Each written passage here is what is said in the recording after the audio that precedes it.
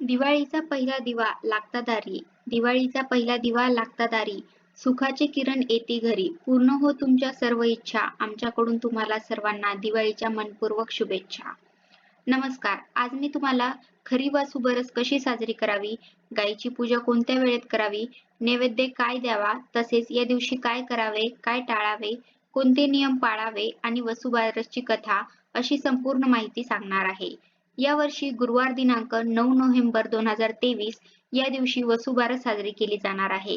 खऱ्या अर्थाने या दिवसापासूनच दिवाळी सणाची सुरुवात होते. दिवाळीचा पहिला दिवस म्हणजेच वसुबारस. याला गोवत्सा द्वादशी असं देखील म्हणतात. अनेक जन्माच्या कामना पूर्ण व्हाव्यात यासाठी या दिवशी गायीची तिच्या वासरासह पूजा केली जाते. भरपूर कृषी उत्पादन व्हावे तसेच आपल्या मुलाबाळांना सुख व चांगले आरोग्य मिळावे यासाठी ही पूजा केली जाते. अनेक ठिकाणी या दिवशी स्त्रिया उपवास करतात आणि सायंकाळी बाजरीची भाकरी आणि गवारीच्या शेंगा खाऊन हा उपवास सोडला जातो. गावाकडे बाजरीची भाकरी, गवारीच्या शेंगा, राळ्याचा भात आणि एखादी उसळ असं सर्व बनवून घरातील देवांना सुद्धा नैवेद्य दाखवला जातो आणि ज्यांच्या घरी गाय, गुरे, वासरे आहेत त्यांच्या घरी पुरणपोळीचा नैवेद्य केला जातो. या दिवसापासूनच आपण घरासमोर वरती आकाश दिवा लावतो. दिवे लावण्याची परंपरा सुद्धा ती वसुबारसेपासूनच सुरू होते. या दिवसापासूनच दारात रांगोळी काढली जाते, आकाश दिवा लावला जातो, दिव्यांची रोषणाई केली जाते. वसुबारस यातील बारस या शब्दाचा अर्थ द्वादशी किंवा 12वा दिवस असा होतो. म्हणून या दिवशी 12 दिवे लावले जातात. तरी या दिवाळीच्या पहिल्या दिवशी सकाळी लवकर उठावे, आपले अंगण स्वच्छ करावे, दारात छानशी रांगोळी काढावी आणि सायंकाळी तुळशीचे पूजन केल्यानंतर आपण सायंकाळी गोमातेचं पूजन करावं. खरं तर वासुबारसेच्या दिवशी तुम्ही प्रत्यक्ष गायीची पूजा केली पाहिजे. आता इथे माझ्याकडे जवळपास कुठे गाय नाही, त्यामुळे मी तुम्हाला पाटावरती घरीच पूजा कशी करायची ते सांगणार आहे. पण जर तुमच्या घरी गाय वासरू असेल किंवा तुमच्या इथे आसपास कुठे जरी गाय वासरू असेल किंवा फक्त गाय असेल तर तिची पूजा या दिवशी अवश्य करावी. कारण आपल्या हिंदू धर्मामध्ये गायीला अत्यंत पवित्र मानलं जातं. गायीला गोमाता म्हटले जाते. तिच्या उदरात 33 कोटी देवांचा वास असतो आणि म्हणूनच गायप्रती आपली कृतज्ञता व्यक्त करण्याकरिता वसुबारस हा दिवस साजरा केला जातो. या वसुबारसच्या दिवशी, पवित्र दिवशी गायीची पूजा करणं खरं तर खूप पुण्याचं काम आहे. घरातील मुलाबाळांना चांगलं आरोग्य, सुख संपत्ती लाभावी यासाठी या दिवसापासूनच गायीचं पूजन करून दिवाळीला सुरुवात होते. जर तुम्ही सिटीमध्ये राहत असाल आणि तुम्हाला खऱ्या गायीची पूजा करणं शक्य नसेल, तर घरामध्येच तुम्ही पाटावरती गायीचं रांगोळीने चित्र काढून किंवा तांदळाने गाय वासरू चित्र काढून किंवा तुमच्याकडे गाय वासरूची मूर्ती देवघरात जरी असेल तरी ती त्यावरती स्थापन करून गायीची पूजा करू शकता. तर सर्वात प्रथम दिवा प्रज्वलित करून घ्यावा. त्यानंतर सर्वात आधी गणपती बाप्पांची, नंतर बाळकृष्णाची पूजा करून नंतर गोमातेची पूजा करावी. ही पूजा तिन्ही सांजेला केली जाते. 6 ते 7 या वेळेमध्ये तुम्ही कधीही पूजा करू शकता. सर्वात प्रथम आपण आपल्या घरातील तुळशीची पूजा केल्यानंतर आपण गायीची पूजा करावी. ही वेळ लक्ष्मीच्या आगमनाची वेळ मानली जाते, कारण गायीला लक्ष्मी स्वरूप सुद्धा मानलं जातं. छोटीशी का होईना पण आपल्या देवघरामध्ये गाय वासराची मूर्ती अवश्य असावी आणि नसेल तर या दिवशी तुम्ही ती स्थापन सुद्धा करू शकता. वसुबारसाच्या आधी तुम्ही कधी पण मूर्ती घेऊन या आणि या दिवशी तिची स्थापना करा.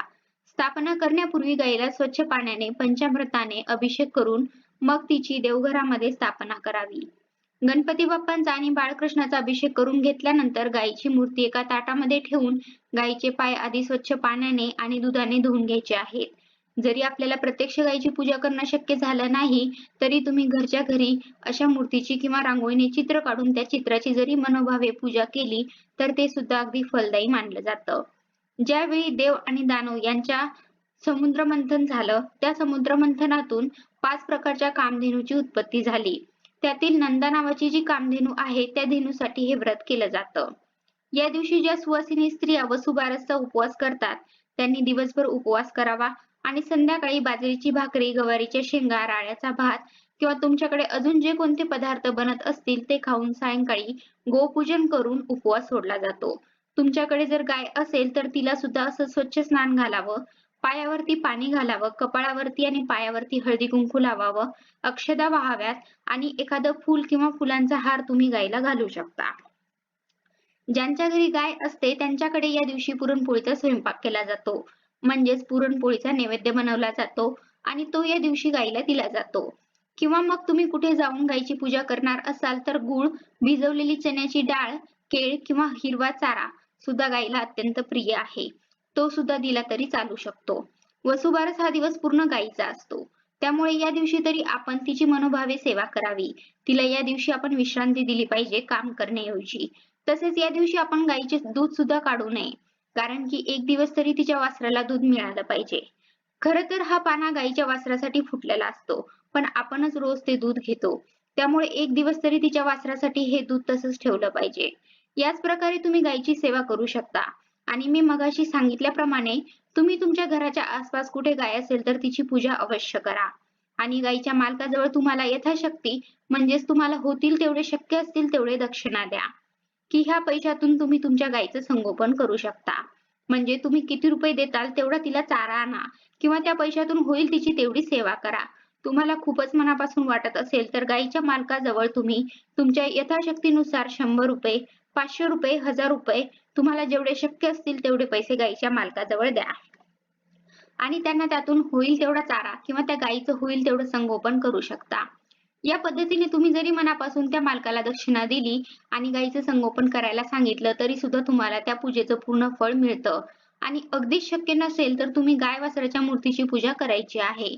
गाय वासराच्या मूर्तीची पूजा करताना मूर्तीला स्वच्छ पाण्याने स्नान घालून हळदी कुंकू लावून अक्षदा फुले वाहून आपण निरंजनाने ओवाळून गायीची पूजा करायची आहे. या दिवशी पाळायचे नियम म्हणजे स्त्रिया या दिवशी दिवसभर उपवास करतात. या दिवशी गहू मूग खात नाहीत. स्त्रिया बाजरीची भाकरी आणि गवारीच्या शेंगाची भाजी खाऊन उपवास सोडतात. तसेच या दिवशी दूध, दुधाचे पदार्थ, तळलेले पदार्थ खात नाहीत. या दिवशी तव्यावर बनलेले पदार्थही खाल्ले जात नाहीत. प्रत्येक भागामध्ये प्रत्येक सण साजरा करण्याची थोडीफार पद्धत वेगळी वेगळी असते. तुमच्याकडे ज्या पद्धतीने हा सण साजरा केला जातो त्या पद्धतीने तुम्ही करू शकता. प्रत्यक्ष गायीची सुद्धा पूजा अशीच करायची आहे. घरातील सुवासिनी बायकाने गायीच्या पायावर पाणी घालून तिला हळदी कुंकू अक्षता वाहून गायीला निरंजनाने ओवाळून केळीच्या पानावरती पुरणाचा नैवेद्य खायला दिला जातो. या दिवशी गायीची तसेच श्रीकृष्णाची देखील पूजा केली जाते. वसुबारसची एक सुंदर कथा सुद्धा आहे. तुम्हाला जर या दिवशी काही जरी जमलं नाही तरी ही कथा अवश्य ऐका. तुम्हाला खूप पुण्य मिळेल. आटपाट नगर होतं. तिथे एक म्हातारी होती. तिला एक सून होती. त्यांच्या घरी गायी, गुरे, ढोरे, म्हशी होत्या. तसेच गवाळी, मुगाळी नावाची वासरे सुद्धा होती. एके दिवशी काय झालं, अश्विन मास आला. पहिल्या द्वादशीच्या दिवशी म्हातारी सकाळी उठली आणि शेतावर जाऊ लागली व जाताना सुनेला सांगितले की गवाळे मुगाळे शिजून तयार ठेव, म्हणजे गहू मूग शिजवून ठेव. पण सुनेने भलताच अर्थ काढला व गोठ्यातील गवाळी मुगाळी वासरे मारून त्यांचे मांस शिजवून तयार ठेवली. जेव्हा म्हातारी घरी आल्यावर सुनेने पानातील मांस वाढलेले बघून म्हातारी घाबरली. म्हातारीने विचारले, हे काय आहे? तेव्हा सुनेने घडलेला सर्व प्रकार म्हातारीला सांगितला. सासू घाबरली. न समजता चूक घडली म्हणून तशीच उठली, देवापाशी जाऊन बसली. प्रार्थना केली, देवा हा सुनेच्या हातून अपराध घडला. तिला ह्याची क्षमा करा. सासू देवापुढे धरणे धरून बसली आणि देवाला विनंती करू लागली. देवा आमच्यावर कोपू नकोस. माझी सून अजान आहे. माझी गवाळी मुगाळी छोटी छोटी वासरे जिवंत कर. असे नाही झाले तर संध्याकाळी मी आपला प्राण देईन, असा निश्चय केला. म्हातारी तशीच देवापाशी बसून राहिली.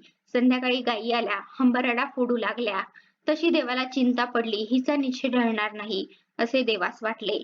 मग देवानं काय केले, गायीची वासरं जिवंत केली. ती उड्या मारीत मारीत दूध प्यायला गेली. गायीचे हंबरंडे बंद झाले. म्हातारीला आनंद झाला. सुनेला आश्चर्य वाटले. तसा सर्वांना आनंद झाला. नंतर म्हातारीने गायीगुरांची पूजा केली. स्वयंपाक करून गोडाधोडाचा नैवेद्य दाखवला आणि देवाचे आभार मानले. अशा प्रकारे ही सुंदर आणि छोटीशी कथा आहे. ती वसुबारसच्या दिवशी तुम्ही नक्कीच ऐका आणि जमलंच तर तुम्ही नक्कीच गाय वासरांची पूजा करा. धन्यवाद.